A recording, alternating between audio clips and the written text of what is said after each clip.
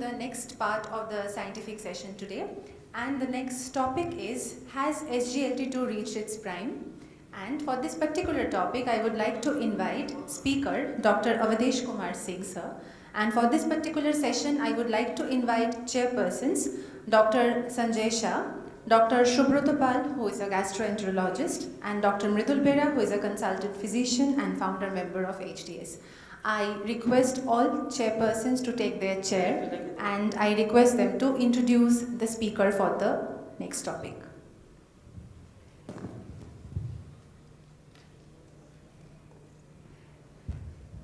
One addition, I am carrying 8 books today on neurodiabetes.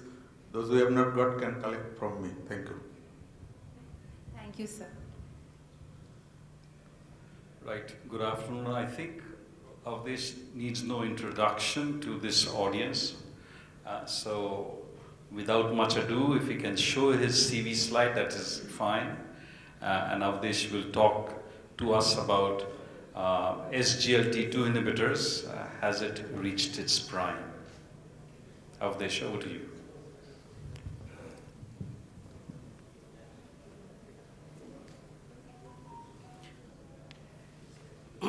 Thank you. Thank you, organizer. It's always a pleasure. Very difficult to speak after Professor Samar Banerjee. I don't know whether you know my affiliation to him. I was his first student for the MD courses.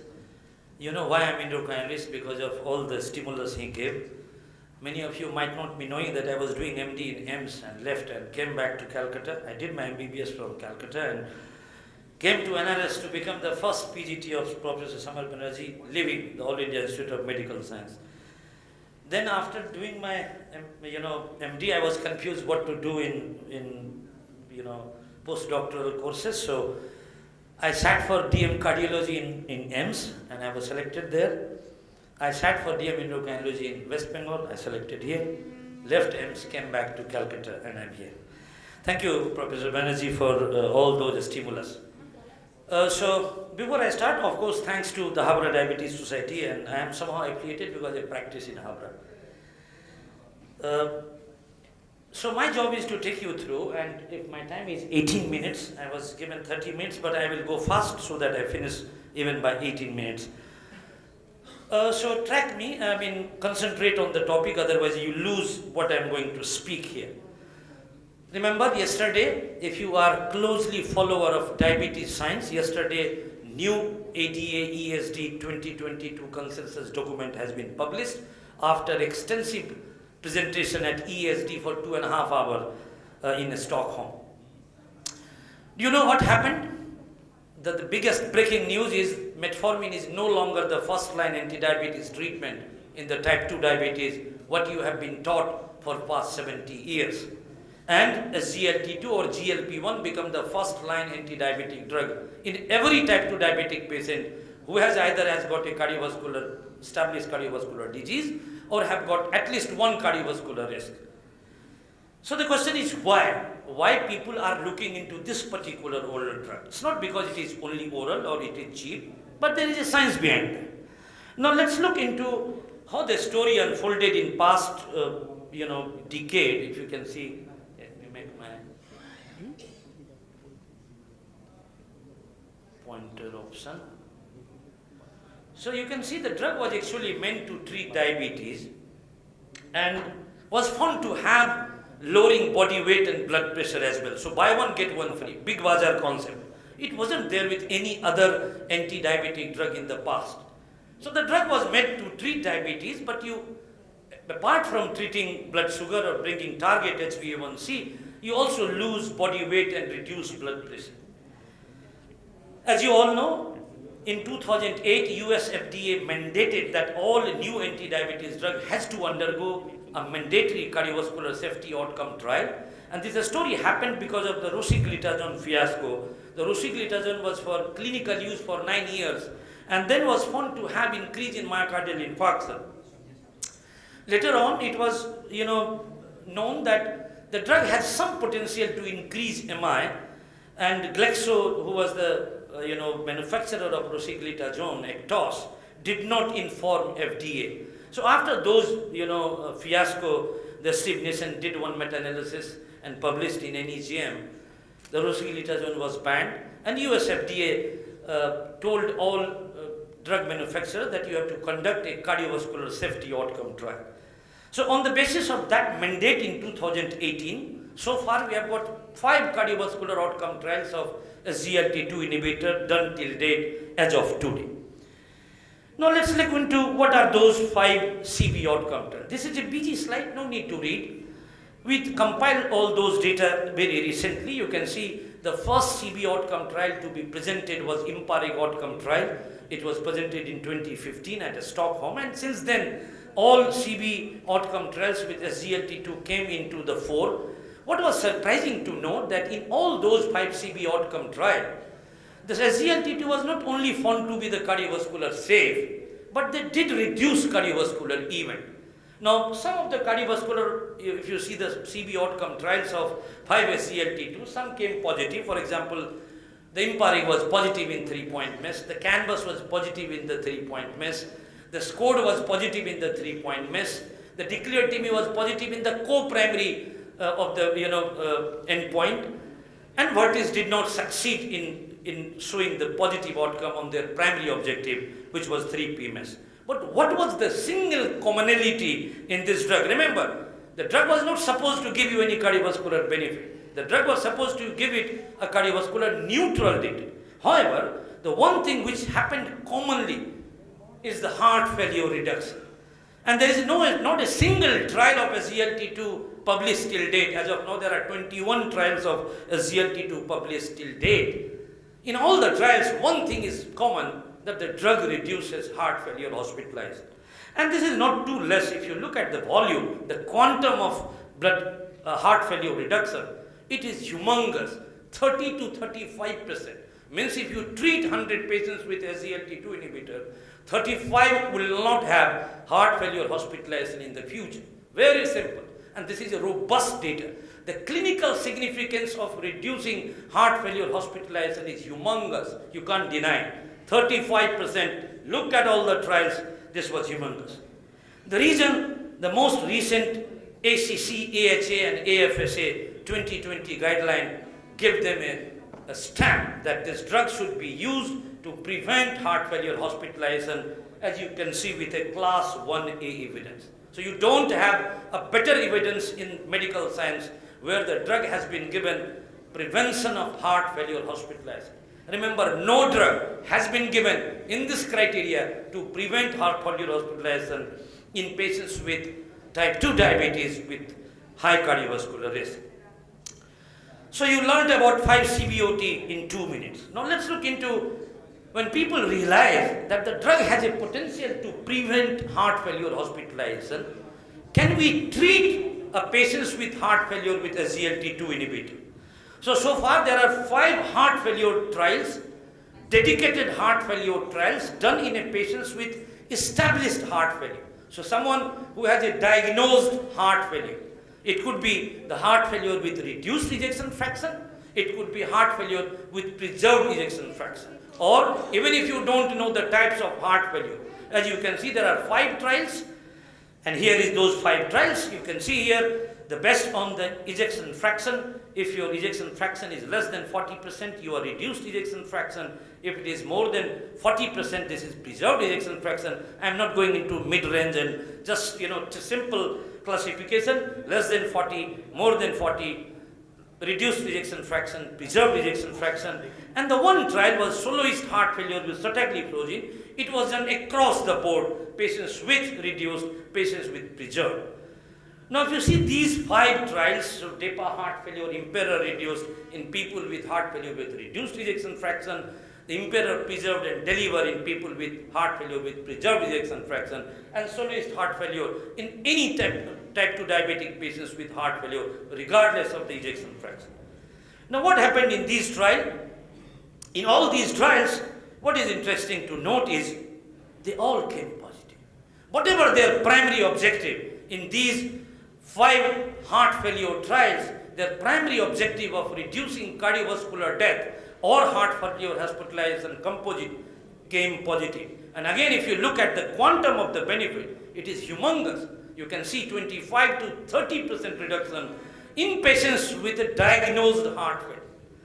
The reason why, again, AHA, ACC and HFSA give them a stamp that you are the drug with a grade 1 level of A evidence, that this drug should be used in every patient with heart failure, regardless of whether you have got a type 2 diabetes. So today, you can use a SGLT2 inhibitor in a patient without diabetes if the gentleman has got a heart failure with reduced ejection fraction. That license has been given to every heart failure patients, in particular with reduced ejection fraction. You don't need to have a diabetes for the SGLT to be used. You need to have a heart failure. That's it.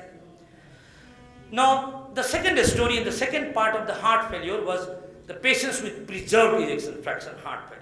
Ladies and gentlemen, if you see the trials, there were 5 dedicated double-blind randomized controlled trials done with different agents, starting from ARBs, as you can see in the chart, preserved with candesartan, the PEP was perindopril, I preserved with irbesartan, TopCat with MRA, spironolactone, and Ernie's trial, Paragon heart failure.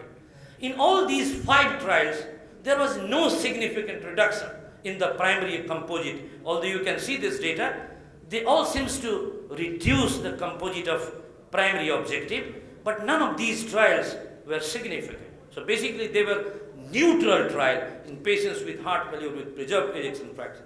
For the first time, an anti-diabetic drug was used in a patients with heart failure with preserved ejection fraction, regardless of type 2 diabetes, and empagliflozin was the first SGLT to suggest 21% with a persuasive p-value of significance, giving you a moral boost that yes, we have got now first pharmacological agent to reduce the composite of CV death and heart failure in patients with preserved ejection fraction. And in less than a month ago, as you all know, in European College of Cardiology, the DELIVER trial was presented, and the DELIVER replicated the finding. So you can see the second trial with SGLT2 inhibitor, now with dapagliflozin, showing a similar 18% reduction in the composite of worsening heart failure or CV death. Now don't compare this 21 and 18% if you are really trying to differentiate between IMPA and the DEPA. In DELIVER, the primary composite was worsening heart failure. In the IMPEROR, it was heart failure hospitalization. If you see the same primary objective between two, it was exactly 20% in the DELIVER trial. So it's almost exactly mirror image what we saw in the IMPEROR preserve. So what about the guideline? Based on, remember that when the ACC AHA guideline was published, only IMPEROR preserved data was there. So if you look at the hierarchy of evidence by the international body, if there is a one RCT that gives a positive outcome, it will be given a 2A, as a grade, and the level of evidence would be B. Now, once this paper was published, then the DELIVER paper came, and I believe if you look at the forthcoming 2023 AHA ACC guideline, this will be again elevated to grade 1 class A evidence, like I shown you, for the prevention, for the heart failure patients with reduced ejection fraction. So basically, in terms of heart failure, you saw prevention in the heart failure, you saw treatment of reduced ejection fraction heart failure, and treatment of preserved ejection fraction heart failure. Now let me shift my focus from heart to now kidney. So far there are 3 kidney outcome trials done in patients with chronic kidney disease with or without diabetes. So SGLT2 has been now tried even in patients without diabetes. So someone has got a glomerulonephritis induced CKD, use SGLT2, it gives benefit. And this is the first evidence in the planet where an anti-diabetes drug has been given in a non-diabetic kidney disease. So these are the 3 CKD trials. You can see 2 here because the third one is not yet published. This is going to be presented, IMPA kidney, is going to be presented in American Society of Nephrology in 2 weeks from now. And as you all know, IMPA kidney was one of the 3rd kidney outcome trial with SGLT2, these trials were stopped prematurely because of excess benefit. In the past 100 years of pharmacology, the trial was hardly stopped because of benefit. The SGLT2 is one exception, ladies and gentlemen, remember. And what is surprising to note, that in all the 3 kidney outcome trials, be it a Credence, be it a DEPA CKD, or be it a IMPA kidney, all 3 CV renal endpoint trial was stopped because of excess benefit. It has never ever happened in the past. Now, what happened in the Credence trial? As you know, Credence was done with canagliflozin in exclusively diabetic CKD, whereas DEPA CKD was done in patients with 50% diabetic kidney disease, 50% non-diabetic CKD. And in these two trials, here is the result, there was a 30% reduction. And one can see in DEPA CKD, it was 39% reduction. This is just unbelievable. 39, nearly 40%. So if you use a SGLT2 in patients with CKD, 40 out of 100 is going to get benefit. You cannot deny it. This is the fact. And as I said, IMPA kidney was the third CKD trial that was stopped because of excess benefit. And it has, the top line results suggested that the benefit in the primary objective is as good as what we saw in the DEPA CKD. We don't know the exact value. The IMPA kidney is different from the other two trials, that this is the only kidney outcome trial where patients with type 1 diabetes with kidney disease was included, number one. Second, this is the only CKD trial where patients without albuminuria was included. Earlier in Credence and DEPA CKD, patient has to have albuminuria, means a spot urine MACR more than 30 milligram per gram, plus CKD, evidence of CKD. But in IMPA kidney trial, you don't need to have albuminuria. You need to have a CKD even without albuminuria. So this will be the first trial to suggest whether those patients without albuminuria really benefit. And we all are waiting for the final results for IMPA kidney. As I said, it's going to be presented at ASN, from less than 1 month from now. Now, what happened to these, renal outcome trials to the guideline? If you see the KDIGO position statement, this is 2022 KDIGO guideline. They brought down the indication of, cutoff for SGLT2 from 30, which was earlier in the 2020 KDIGO guideline, to 20 now. So what is the current recommendation? The current recommendation is if you have got a patient with type 2 diabetes with CKD defined as eGFR less than 60 or albumin more than 30 milligram per gram, do use SGLT2 inhibitor. It's a mandatory indication. If you are not using it, you are not doing justice to the patient, provided the eGFR is more than 20.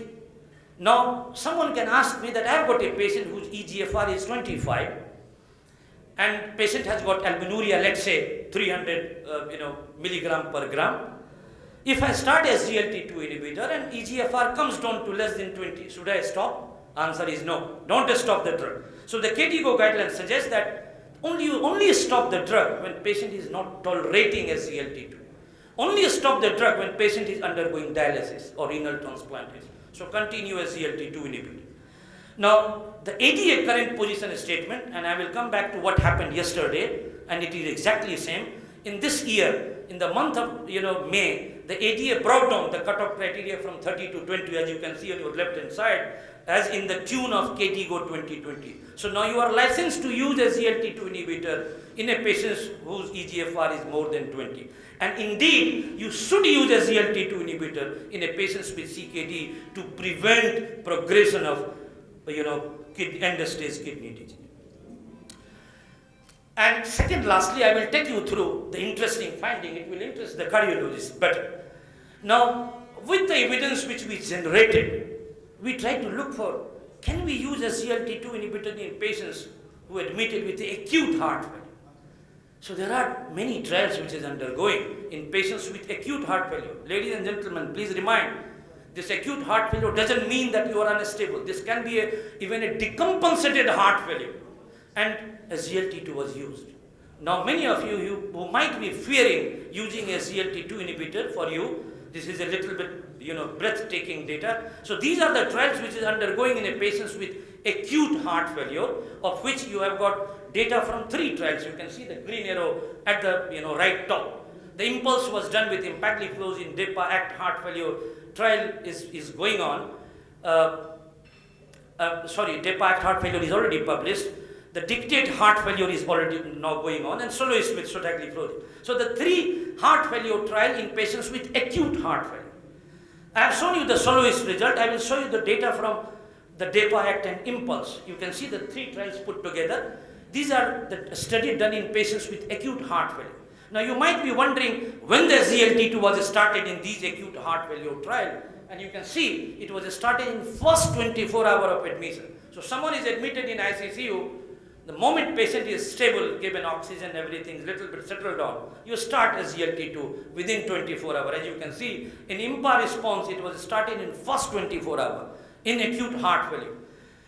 And as you can see, in impulse from day 1 to day 5, in soloist heart failure, from median 2 days of acute heart failure. You can see in all these 3 heart failure trials, there was a suggestion of the benefit. In soloist heart failure trial, the primary endpoint was met as a positive outcome. In the IMPA response, primary endpoint was met. So was in the impulse. Now, if you see the meta-analysis of these trials put together, you can see there was reduction in the heart failure hospitalization. There was a reduction in the KCCQ score. The mortality data was just missed by a flicker. Now, you might be wondering, what about the complications in these patients? It is, interesting to know that even in this acute heart failure setup, there was no wrong signals about any side effect. Look at the acute kidney injury, neutral. Look at the hypotension in acute heart failure, neutral. Hypoglycemia, neutral. Finally, what do you want to see further from SGLT2 before you say that you have to put it a stamp on SGLT2 and it has reached its prime? Would you like to see something else from the SGLT2? Perhaps in heart, in patients with acute MI. Does it do anything good or bad? So that's why I put it, does it work in patients with acute MI? So you do have 2 trials, even in a patients with acute MI. 2 trials are right now going on. In your right hand side is a very interesting trial. This trial, as you know, is called IMI. This trial was done in a patients with acute MI who has undergone a PCI, and their SGLT2 was given. Here is the result. Left hand side is a nerve finding, is a parasympathetic drive. The second is a clinical trials looking in patients with acute heart failure, acute MI, who has undergone a PCI within 72 hours of a heart attack and was given SGLT2. And that was the primary outcome of reduction in NT-proBNP. And you can see there was a significant reduction in the primary endpoint of reduction in NT-proBNP, and all the secondary endpoint, look at the ejection fraction, the diastolic dysfunctions, systolic, diastolic volume, all went positive. And here is the result from the IMI trial in patients with acute MI who had PCI undergone within 72 hours. So to summarize my presentation, ladies and gentlemen, quickly in 2 minutes now, here is the data from all heart failure trials. You can see on your left hand side is patients with diabetes who has got a good heart, and on your right hand side, even patients without diabetes which has got advanced heart failure. You look at any trial, all the trials are positive. Show me one evidence with a SGLT2 trial where it didn't came positive. What else you want? And this is the entire summary we recently published. This is in the current, clinical diabetology. I wrote editorial how the SGLT2 and GLP-1 is doing trick in patients with, different diseases. So you can see for the SGLT2, you have got a confirmed benefit as a prevention of heart failure in type 2 diabetes. You have got a benefit in patients with CKD. You have got a data from the reduced ejection fraction, from the preserved ejection fraction, in the stable acute heart failure, in the acute heart failure. Even when I wrote this, the IMI result was not published. Even in the post-MI, as you can see, I wrote about IMI here. And there are trials which is being built up in patients with NFLD, PCOS, atrial fibrillation. Those trials are going on. And finally, if you see the quantum of the benefit, absolute benefit, who is getting the maximum benefit? This is a very interesting slide. If you have a little knowledge of statistics, it's interesting to note, the sicker the patient, the larger the benefit. Where you would not like to prescribe SGLT2. Look on the right hand side. The soloist heart failure, NNT is 10. So more sick is the benefit, the maximum advantage you are going to take. Is look at the declared TB, which has got 70% patients with primary prevention cohort. NNT is larger. This benefit is there, but the quantum benefit is smaller than what you get in patients with acute heart. So, yesterday this guideline came into the picture, 23rd September. The metformin is now out from the guideline. What the guideline suggests, if you have got a patient with heart failure or established cardiovascular disease or CKD, go from day 1 either SGLT2 or GLP-1. You can see here. Now, I'm a clever guy. We live in a country where people can't afford GLP-1. If you look at the SGLT2 and the GLP-1, I marked it in a red and purple color. The GLP-1 gave advantage for only MACE reduction. Now, if you see the people with established CBD, the GLP-1 give you a reduction in MACE. What about SGLT2? It reduces MACE, it reduces heart failure, it improves kidney outcome. This is ESD guide, published yesterday. In patients with not established risk cardiovascular disease, but a risk factor, again, GLP-1 reduces MACE, SGLT2 reduces MACE, heart failure, kidney outcome. 1 versus 3 benefit. Tablet cost 8 rupees, which is similar to a 2 metformin tablet, gives you a reduction in MACE, heart failure, kidney outcome. What else you want if you are not writing a SGLT2 inhibitor? So to conclude my presentation, ladies and gentlemen, father of the cardiology in the world, Professor Brownwald, wrote an editorial. Is SGLT2 is a statin of 21st century? Now, maybe as a grandson, I would propose that could SGLT2 be better than a statin? And I propose 2 theories. The statin doesn't work in patients with advanced heart failure. And Professor Dotto is here. There are many trials done with the statin in patients with advanced heart failure. The statin was not doing anything good. Actually, it did harm. Similarly, in patients with CKD, statin doesn't work. There is a 4S trial done with atorvastatin in patients with CKD, where it increases stroke. So in 2 subsets of patients, CKD and advanced heart failure, the SGLT2 might be better than even statin. Thank you very much for your patience listening. Fantastic talk, Awadhesh. I think I can hear it again. I hope I will perhaps be able to see it on YouTube or something. That's what I wish. We're running very late, so Awadhesh, we'll leave the questions. I'm sure Awadhesh is perhaps speaking more than once a week or twice a week. So we'll always get an opportunity to speak to Awadhesh with regards to SGLT2 inhibitors. Thank you once again. Thank you very much. much.